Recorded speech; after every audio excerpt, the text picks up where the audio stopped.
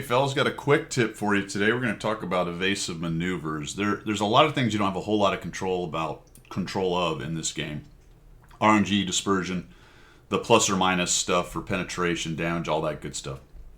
So there's a lot of randomness built into the game you don't have a whole lot of control over. What you do have control over is the brain-to-hand interface and the thought patterns and how you maneuver your tank, or how you choose to shoot, when you choose to expose, how you expose, angling, all that good stuff. Today we're going to talk a little bit about evasive maneuvers to try to throw people's aim off and do things that's going to make it difficult for them to track you. So we have a couple things going on with that. The first one is obviously speed. The faster you are, the harder it is to track you. That can make it difficult with certain tanks because their hull might be a slow traverse and their turret may be a slow traverse. Remember, you move your hull and your turret to have the fastest traverse.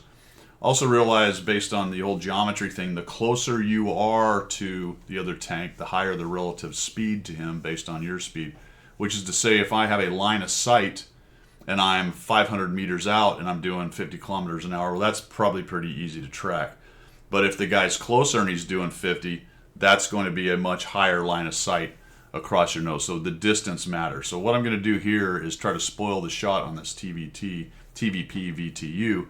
And my entire intention here is to get in amongst these guys and cause them issues trying to turn. Now, this is also a good way to get dead if people are ready for you or they actually make the shot. But I do have 1,000 hit points, have my full hit points, and this team is really hurting right here. I know there's only 3 of them here. A one-shot UDES to me, a 2-shot Type 64, and of course 1,400 hit points of TVP VTU. So I want to show you what I'm doing right here, and then I'm going to show you the maneuver I do.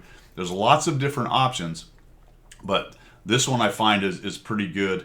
There's a couple versions of it too. I'm going to show you what it is here real quick, and then we'll talk about it. There goes the UDES. The type died, so it's just him.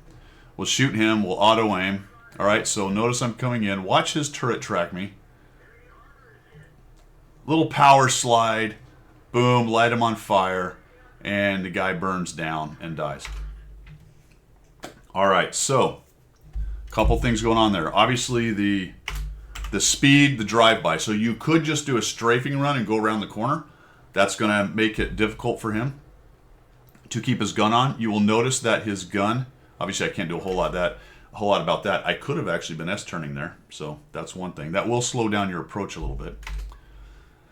Watch as his turret is a little bit behind me. See how it's having trouble tracking me? Right here, I'm going to do the power slide. So I'm going to slam on the brakes, and I'm going to power slide. So his little lead fire thing has trouble. That is really going to jack with auto-aim as well. Auto-aim has a hard time dealing with that as well. Another option, instead of doing the power slide, is to slam the brakes on and back up, or just slam the brakes on. The point is, you're doing something. You're doing a maneuver with your tank to make it more difficult for him to keep the gun on. Okay, you're not always going to spoil someone's shot. Some people are just going to be able to track you through that, no problem. Auto-aim can be a problem. Maybe they're actually just really good at the third-person shots. There's a lot of what-ifs right here, but what I'm trying to do is make it more difficult for his cranium-to-hand coordination. Regardless of what the game's doing, what RNG says, what dispersion, blah, blah, blah, I am attempting to do something he is not expecting, as he is another human. So if I can throw off his ability to keep the pipper on me in any way, that can be very helpful to me. And he chooses to shoot that other guy. Notice he just stopped tracking me and he had a guy that was actually easier to hit. That's another thing that will happen. Also, you'll notice as his turret follows me, that lets everybody else get in there and get shots on him. That's one of the reasons I like to move around guys like that in those situations, to cause them to track me. A lot of players won't do that. They just refuse to take those risks. And yeah, sometimes you're going to get hit, tracked, ammo racked, all those, lit on fire, whatever.